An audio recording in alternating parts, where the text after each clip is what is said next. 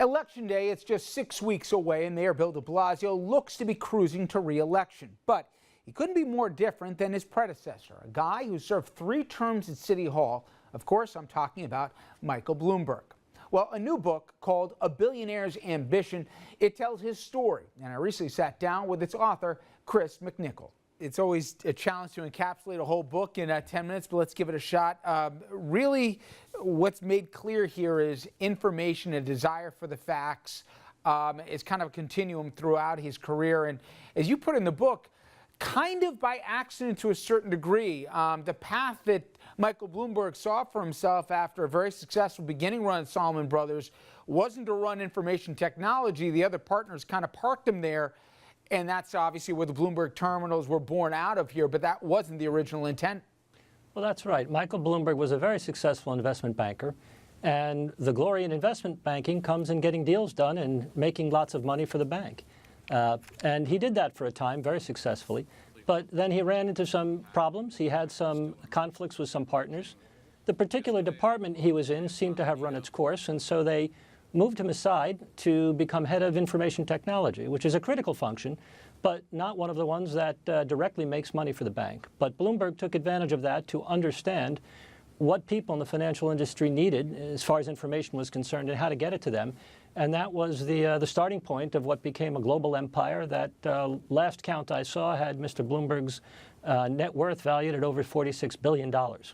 Chris, I think many people may forget that he came into office right in the aftermath, the immediate aftermath of September 11. And to that end, in terms of the personality that we've certainly saw through 3 terms, how he's defined himself even in his post-mayoral career, is it surprising at least how he had to deal with the human emotion portion of a city reeling from unprecedented attack versus the analytic in him, which really seems to be the more comfortable side?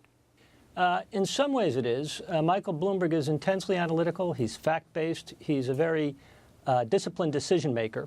At the same time, it's clear he understood that the city had suffered an enormous psychological blow, and his response to that was to project his own self-confidence. I would describe him as a man who has a preternatural self-confidence. He has extraordinary confidence in his own ability to make the right decision and to do things that need to be done based on the facts.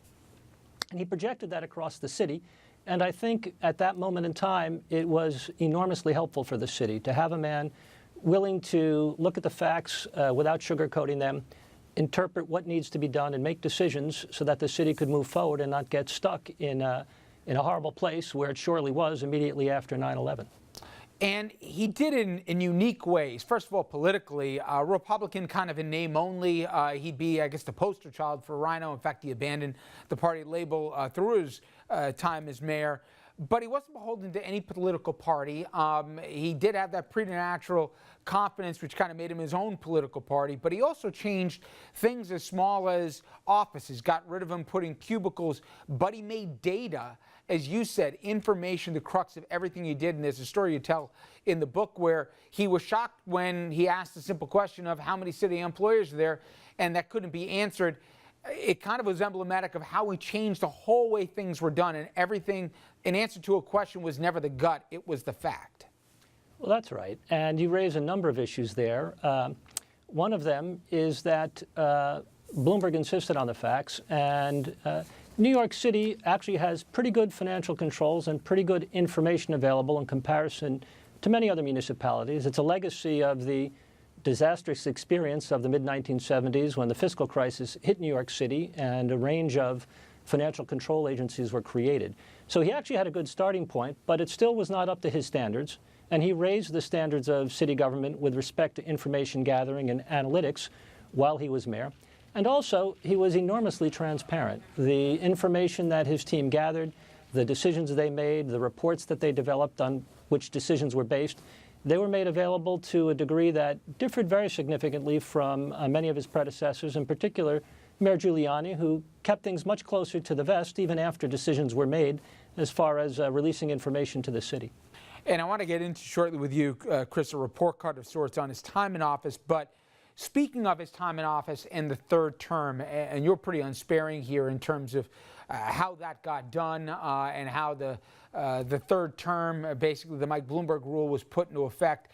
But more than how it was engineered, why did he want to do it? Did he just believe that he loved the gig? He loved the idea of being able to make so many systemic changes? Did he think that only he and he alone could shape the city? There was unfinished work that was done. Why did he want to do it so much, given the political cost that would come along with it? You've laid out a number of items there, and I think they all played a role. Again, Mr. Bloomberg does have extraordinary self-confidence. I think he did believe that with the financial crisis that had hit the city at the time, he did believe that he was best placed to respond to it. But the reality is he had decided before the financial crisis hit full force that he was going to run for a third term. He felt that there was more work to be done, work to complete some of the initiatives that his administration had started, and he seemed to be enjoying it. He liked having the authority and the power to improve people's lives, and he wanted to continue. Simply put, he wasn't ready to leave office and move on.